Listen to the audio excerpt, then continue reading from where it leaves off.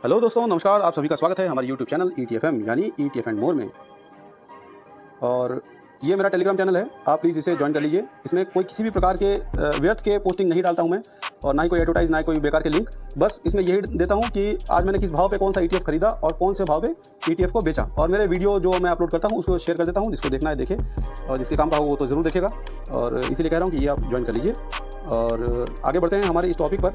और आगे बढ़ने से पहले मैं आपको एक डिस्क्लेमर देना चाहूँगा कि मेरी इसमें खरीदने या बेचने की कोई राय नहीं है। ये वीडियो सिर्फ एजुकेशनल पर्पज़ के लिए है, और कहीं भी इन्वेस्टमेंट करने से पहले अपने स्वयं के विवेक का उपयोग करें और फाइनेंशियल एडवाइज़र से सलाह ज़रूर लें। चलिए टॉपिक पे बढ़ते हैं, देर ना करते हुए। आज वैसे भी डेटा बहुत देर से आया है, तो डेटा को देख लेते हैं। तो चलिए, सामने आ गया है प्रो का डेटा इंडेक्स पोजीशन का। तो आज है 6 सितंबर 2024, और आज आपने देखा है, आज आपने बहुत ही वॉलेटिलिटी देखी है बाज़ार में। आज बहुत ही गिरावट हुई है, और अकाउंट में अगर सिल्वर और गोल्ड नहीं हो तो बहुत दिक्कत होती है।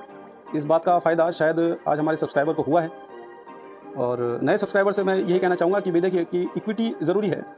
ब्रॉडर इंडेक्स के ETF और सेक्टोरियल इंडेक्स के ETF, स्मार्ट बीटा ETF, ये बहुत टाइप के ETF हैं, लेकिन गोल्ड और सिल्वर के ETF आपके पोर्टफोलियो को ऐसी गिरावट से बचा के रखते हैं।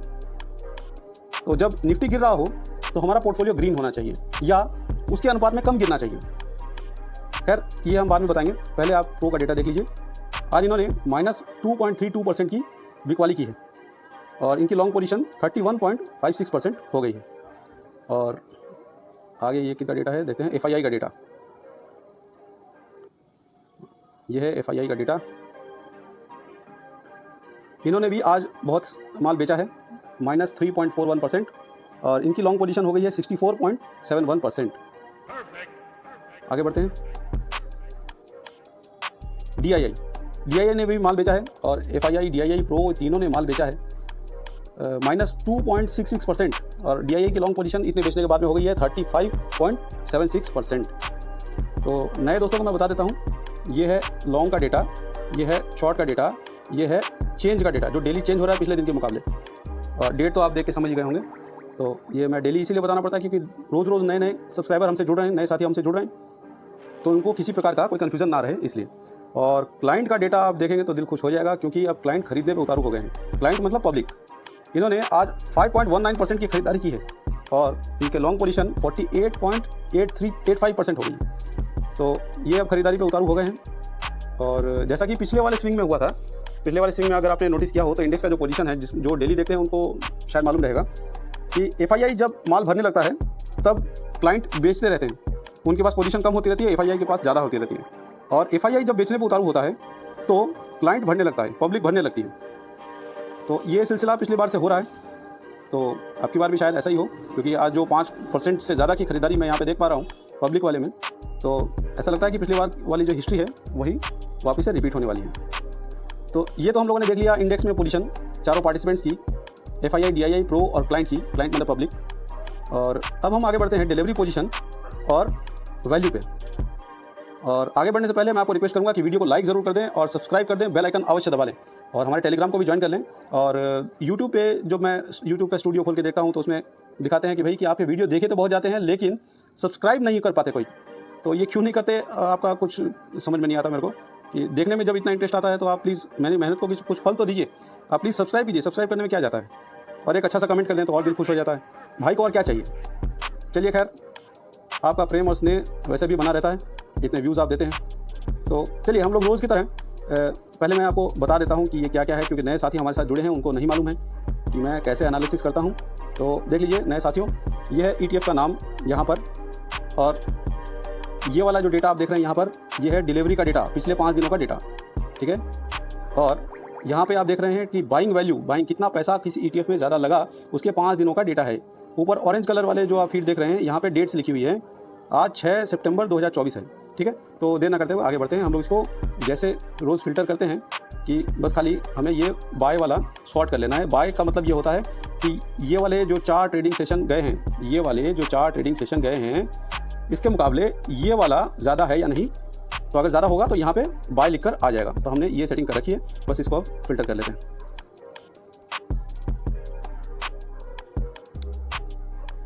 ये हो गया बाय के हिसाब से फ़िल्टर। और अब डिलीवरी परसेंटेज पे आते हैं और इसको शॉर्ट कर लेते हैं ज़्यादा से कम की ओर, यानी Z2A। ठीक है, ये हो गया। वो भी आज वाली हमने शॉर्ट की है, 6 तारीख वाली ही आज हमने शॉर्ट की है, बाद बाकी जैसा था वैसा ही डेटा है। और ये हमारा फिल्ट्रेशन का काम पूरा हो चुका है। और अब हम देखेंगे कि यहाँ पे मिनिमम 70% की डिलीवरी परसेंटेज कौन से ETF में आई है। तो यहाँ पे हमें अपना ETF मिल चुका है, ये यहाँ से चालू करते हैं HDFC SML 250 से, क्योंकि ये 70 के आसपास ही है। तो अब ये डिलीवरी परसेंटेज वाले को इस साइड पे खिसका देते हैं और आपके सामने प्रस्तुत करते हैं बाइंग वैल्यू। और बैकग्राउंड नॉइज़ को अवॉइड कीजिएगा, क्योंकि अब इसका कुछ किया नहीं जा सकता। तो आशा करता हूँ आपको स्क्रीन पे ये पूरा दिख रहा होगा, क्योंकि मेरे मोबाइल का जो रिकॉर्डर है वो पूरे स्क्रीन को कवर नहीं करता। तो मैं इसको एडजस्ट कर देता हूँ। चलिए ठीक है। हाँ, तो अब ये HDFC SML 250, ये स्मॉल कैप का बहुत ही शानदार 250 स्टॉक्स का एक ETF है। तो इसमें भी अच्छा खासा पैसा लगा है। और अब जितने भी ETF हम लोग देखेंगे पिछले 4 ट्रेडिंग सेशन के मुकाबले आज उनमें ज़्यादा पैसा लगा है, क्योंकि हम लोगों ने पहले से ही फिल्टर करके रखा है। तो अब जितने भी ETF आएंगे सामने वो अच्छे वाले ही आएंगे। और अच्छे वाले इन द सेंस कि आज इनमें ज़्यादा पैसा लगा है पिछले 4 दिनों के मुकाबले, लेकिन पैसा लगते ही कोई ETF या स्टॉक रॉकेट नहीं हो जाता। आप ये समझ के चलिए कि मान लीजिए कि कोई मरीज़ है, उसको हम लोग दवा दे रहे हैं, दवा से अगर वो ठीक नहीं हो रहा है तो और हम उसको और दवा देंगे, तो ये पूरा कोर्स है। तो ये कोर्स कभी जल्दी काम कर जाता है और कभी समय लगता है। तो आप इस प्रकार से इसको समझिए। और चार्ट को देख के ये चीज़ें समझ में नहीं आएंगी। हम लोग जो डेली एनालिसिस करते हैं ये बहुत ज़रूरी है। और इस तरह का वीडियो सिर्फ हमारे यूट्यूब चैनल पर मिल रहा है, तो सब्सक्राइब किए बगैर मत जाइएगा, मेहनत को फल दीजिए भाई साहब। ठीक है, आगे बढ़ते हैं। मिड 150 बीज, ये मिड कैप स्टॉक्स का 150 स्टॉक्स का ETF है। इसमें भी अच्छा खासा पैसा लगा है, आज पब्लिक ने बहुत ज़्यादा खरीदा है। तो आगे बढ़ते हैं, अगला ETF देखते हैं। निफ्ट 100 I ETF, ये निफ्टी 100 पर बेस्ड एक ICICI बैंक का, ICICI प्रूडेंशियल का ETF है। तो ये छोटा ETF है, लेकिन खैर इसमें भी ज़्यादा पैसा लगा है। PSU बैंक I ETF, ये PSU बैंक पर आधारित है। और PSU बैंक तो आज शानदार स्पीड से गिरा है, लगभग 3%, 3.5% के आसपास गिरा है। तो इसको मैंने खरीद रखा है, ऊंचले लेवल पर खरीद रखा है। तो ये मैं देखना चाहूँगा कि SBI जो इसका बड़ा पार्ट है, बड़ा कंपोनेंट है इसका, प्राय 30% के आसपास है इसका कंपोनेंट। तो मैं ये देखना चाहूँगा कि SBI वाले जो स्टॉक है, स्टेट बैंक ऑफ इंडिया वाले जो स्टॉक है, उसके अंदर पैसा लगा कि नहीं और उसमें डिलीवरी परसेंटेज कितने आए। तो उसमें जिस दिन ज़्यादा आएगा मैं उसी दिन SIP करूँगा, क्योंकि सिर्फ बेकार SIP करके कोई फ़ायदा नहीं है। हमारे पैसे ऊंचले लेवल पे लग जाते हैं, निचले लेवल पर फिर खरीदने के लिए हमारे पास पैसे नहीं बचते। तो ये एक स्मार्ट तरीका है। और मैं आगे कभी भी समय मिलेगा तो मैं आपको अपने काम करने का तरीका बताऊंगा, जिसमें मैं ये बताऊंगा कि कैपिटल को पार्क कहाँ किया जा सकता है एक्स्ट्रा बची हुई को, और कब किसी ETF को खरीदना चाहिए, कब बढ़िया होता है ETF, कब महंगा होता है, कब सस्ता होता है, क्या क्या देखना चाहिए, मार्केट का एनालिसिस कैसे करें। तो इस रिगार्डिंग मैं वीडियो लाने वाला हूँ। तो हो सकता है मैं ये संडे को लेके आऊँ आपके पास ये वीडियो। तो आप प्लीज़ सब्सक्राइब कीजिएगा, इस तरह के वीडियो सिर्फ मैं बना रहा हूँ अभी। अच्छा, ये मिड कैप 150 पे बहुत सारे ETF पे मैं देख रहा हूँ कि यहाँ पे पैसा लगा है। HDFC मिड 150, इस पर भी अच्छा खासा पैसा लगा है, हालांकि ये छोटा है ETF। और ये जो ट्रेडिंग वैल्यू आप जो देख रहे हैं ये इन लैक्स है, ना कि करोड़ में है। तो आप जो ये PSU BNK I ETF का जो आप देख रहे हैं, ये 6 करोड़ 29 लाख है, 629 लाख, यानी कि 6 करोड़ 29 लाख। और इसके बाद वाला जो देख रहे हैं आप वो है 96 लाख का। अच्छा, MOM 30 I ETF, ये मोमेंटम पे बेस्ड है। और निफ्टी 200 मोमेंटम 30 पे बेस्ड है ये वाला। तो ये बहुत शानदार ETF है। ये अपने ETF यूनिवर्स में भी है ETFM के, और इसमें भी अच्छा खासा पैसा लगा है। और जो डिलीवरी परसेंटेज है ये बढ़ते हुए क्रम में हम लोग चल रहे हैं, कम से ज़्यादा की ओर चल रहे हैं। तो आप ये देख सकते हैं इसमें भी 72.8% की डिलीवरी पोजीशन आई है। तो जैसे जैसे हम ऊपर जाते जा रहे हैं वैसे वैसे डिलीवरी पोजीशन बढ़ते जा रही है। बैंक ETF, इसमें भी ठीक ठाक पैसा लगा है। BSL निफ्टी, ये निफ्टी पे बेस्ड ETF है BSL की तरफ से। और निफ्टी 20, ये तो दिल जान जिगर सब कुछ है। तो इसमें आज आप देखेंगे कि 126 करोड़ 78 हज़ार रुपये इसमें लगे हैं, जो कि पिछले 4 ट्रेडिंग सेशन के मुकाबले बहुत ज़्यादा है। तो इस पर नज़र बना के रखिए।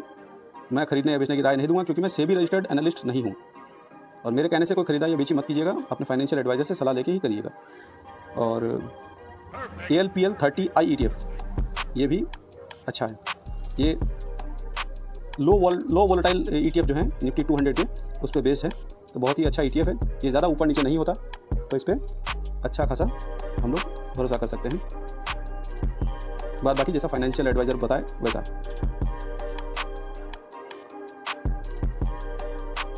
और सेंसेक्स आई ETF, इस पर भी अच्छा खासा पैसा लगा है। हाँ, तो बैंक बीज के अंदर भी अच्छा खासा पैसा लगा है, जो कि 42 करोड़ 71 लाख रुपए लगे हैं। तो इसमें भी आप ध्यान दे सकते हैं, ये पहले 4 ट्रेडिंग सेशन के मुकाबले ज़्यादा पैसा इसमें लगा है। और आगे बढ़ते हैं। PSU बैंक बीज आज बहुत ही ज़्यादा गिरा है, जैसा कि मैंने आपको पहले भी बताया।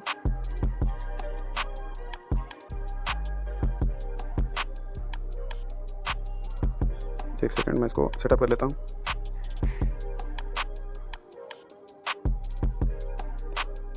हाँ, तो PSU बैंक बीज पे बहुत अच्छा खासा पैसा लगा है, जो कि आप देख पा रहे हैं 44 करोड़ 33 लाख 40 हज़ार रुपये इसमें लगे हैं।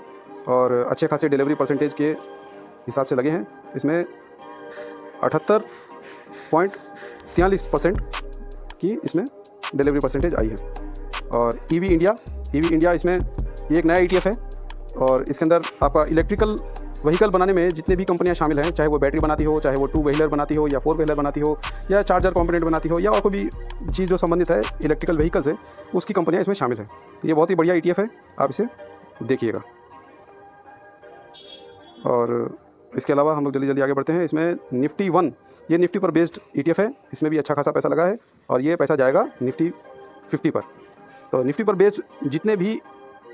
बेस्ड जितने भी ETF हैं, उनमें अगर पैसा लगता है तो वो जाता है सीधा निफ्टी 50 पर, इंडेक्स पर। और निफ्टी 50 इंडेक्स को ट्रेड करने के लिए हमारे यूनिवर्स, जो ETF का जो यूनिवर्स है, वो हमारे ETFM के टेलीग्राम चैनल पर लिस्टेड है। आप उसको जाके चेकआउट कीजिए और टेलीग्राम को भी ज्वाइन कर लीजिए। मोमेंटम, इसमें भी आज 2 करोड़ 34 लाख 68 हज़ार रुपये लगे हैं। और अल्फ़ा ETF, इसमें 6 करोड़ 79 लाख 64,000 रुपीज़ लगे हैं। HDFC निफ्टी, ये निफ्टी का ही ETF है, तो इसको निफ्टी 20 से ही हम लोग कवर करते हैं। तो इसमें भी आज पैसा लगा है, अब देख लीजिएगा। HDFC नेक्स्ट 50, और ये निफ्टी नेक्स्ट 50 पर आधारित एक ETF है HDFC का, और इसमें वॉल्यूम थोड़ा कम है। हम लोग जो कवर करते हैं वो इस इंडेक्स को हम लोग जूनियर 20 या फिर निफ्टी नेक्स्ट 50 ETF से कवर करते हैं, तो वो हमारे यूनिवर्स का हिस्सा है। एमओ वैल्यू, ये भी बहुत अच्छा ETF है, इसमें भी 2 करोड़ 87 लाख रुपए लगे हैं। एमओ रियलिटी, 1 करोड़ 95 लाख रुपए इसमें लगे हैं, जो कि पिछले 5 ट्रेडिंग सेशन के मुकाबले ज़्यादा हैं। तो कोई खास पैसा इसमें लगा नहीं है अभी।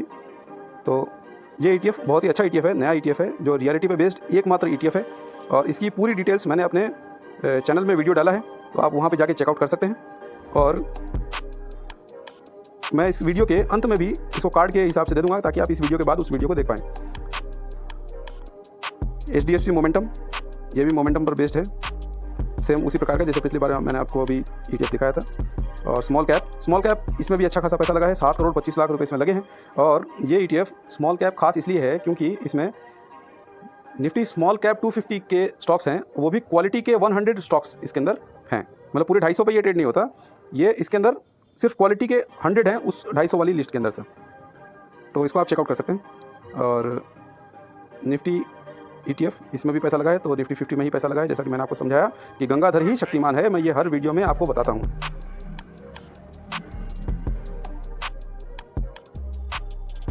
आगे बढ़ते हैं। नेक्स्ट 50, ये फिर से नेक्स्ट 50 पे वाला ETF है, तो पैसा उसी में जाएगा। तो हम लोग जो मैंने बताया आपको, उसी ETF का यूज़ हम लोग करेंगे, क्योंकि उसमें वॉल्यूम भी बहुत अच्छा खासा होता है, तो ट्रेड करने में कोई परेशानी नहीं होती है। इसलिए मैंने चुन के रखा है, मेरा जो यूनिवर्स है वो पूरे मार्केट को कवर कर लेता है। तो अलग से आपको सेम इंडेक्स की अगर आप 4 ETF खरीद के रख लेंगे तो उसमें कोई फ़ायदा वाली बात नहीं है, क्योंकि गंगाधर ही शक्तिमान होता है। तो देखिएगा, बैंक आई ETF, ये निफ्टी बैंक पर आधारित एक ETF है, जो कि ICICI प्रूडेंशियल का है। तो इसमें भी 27 करोड़ 60 लाख रुपए लगे हैं, जो कि आमतौर पर 32 लाख 2 करोड़ 40 लाख 1 करोड़ 22 लाख ऐसे लगते थे। आज इसमें भी बहुत ज़्यादा पैसे लगे हैं। तो अपना मार्केट सेंटिमेंट बुलिश ही है, अभी तक कुछ नेगेटिविटी नहीं है, भारत ग्रो करेगा। और अभी आप न्यूज़ में भी सुन रहे होंगे कि MSCI जो है, मॉर्गन स्टैनली की जो कंपनी है, उन्होंने हमारा वेटेज बढ़ाया है और चाइना का घटाया है। तो इस न्यूज़ के ऊपर आधारित हम लोग यही मान सकते हैं कि भाई कि अगर वहाँ पे हमारा वेटेज बढ़ा है, तो जो फॉरेन इन्वेस्टमेंट है वो ज़्यादा हमारे देश में आएगा और हमारा मार्केट ग्रो करेगा। और मार्केट ग्रो करेगा तो इन ETFs के माध्यम से हम भी ग्रो करेंगे। और ये चैनल सिर्फ ETF पर बेस्ड है, यहाँ पे कोई स्टॉक पर हम लोग ट्रेड नहीं करते हैं, हम लोग सिर्फ ट्रेडिंग क्या करते हैं, मैं कोई सेबी रजिस्टर्ड एनालिस्ट नहीं हूँ ताकि मैं आपको बता पाऊँ कि भाई कौन सा खरीदना कौन सा नहीं बेचना। तो हम लोग बस अपडेट शेयर करते हैं, बस यहाँ पे ये बात है। और मिड कैप ETF में मिड कैप के 150 शेयर शामिल होते हैं। बहुत अच्छा खासा ETF है ये वाला, इस पर भी बढ़िया से पैसा लगा है। 30 करोड़ 25 लाख रुपए इसमें लगे हैं। एमओ लो वॉल ये छोटा ETF है, इसको छोड़ देते हैं। और गोल्ड 1 ये गोल्ड पर आधारित है, क्योंकि हम लोग गोल्ड पर अगर परचेज़ करते हैं तो गोल्ड 20 से करते हैं या फिर टाटा गोल्ड पे करते हैं। तो इसको हम लोग अभी के लिए छोड़ देते हैं। और हमें मालूम तो पड़ गया इसको देख के कि गोल्ड में पैसा लगा है, तो हम लोग गोल्ड 20 से इसको कवर कर लेंगे। इसमें 14 करोड़ 96 लाख रुपए आज लगे हैं, जो कि पिछले 4 ट्रेडिंग सेशन के मुकाबले ज़्यादा है, और ज़्यादा क्या डबल ही है। तो इसमें नज़र बना के रखिए। और UTI निफ्टी ETF, तो ये निफ्टी पर ही बेस्ड एक ETF है, जिसमें पहले बहुत ही कम वैल्यू आ रही थी, परचेजिंग वैल्यू, और अब अचानक से आप देख रहे हैं कि इसमें 150 करोड़ रुपए की बाइंग हुई है। तो पैसा सीधा निफ्टी 50 में ही जाएगा, उसी इंडेक्स में जाएगा। तो उस इंडेक्स को हम लोग निफ्टी 20 से कवर करते हैं। तो ये आपको मैंने बता दिया है। तो फटाफट से वीडियो को लाइक कर दीजिए, चैनल को सब्सक्राइब कर दीजिए, बेल आइकन दबा दीजिए, और हमारे टेलीग्राम को जरूर ज्वाइन कर लीजिए, क्योंकि लेटेस्ट खबरें मैं वहीं पे लाइव मार्केट में भी शेयर करता हूँ। तो आज के लिए बस इतना ही। वीडियो देखने के लिए धन्यवाद। जय हिंद, जय भारत।